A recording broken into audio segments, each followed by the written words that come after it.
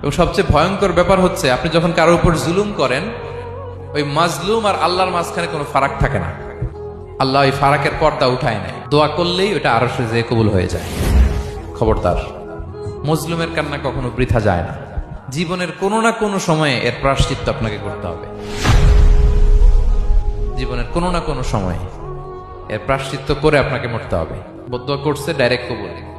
খবরদার আমার পেনাঙ্গের ভাইয়েরা, আমরা যেন জালিম না হই।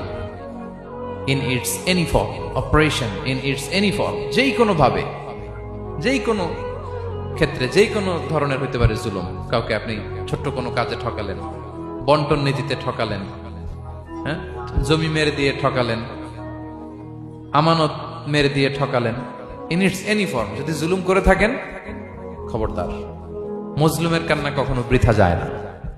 জুলুম শুধু আমাদের জন্যই হারাম না, আল্লাহর জন্য হারাম। আল্লাহ তাআলা বলেন হাদিসে কুদসিতে, ইয়া ইবাদি, হে আমার বান্দারা, ইন্নী হারামতু যুলমা আলা নাফসি, আমি জুলুমকে আমি আল্লাহ নিজের উপরে হারাম করেছি।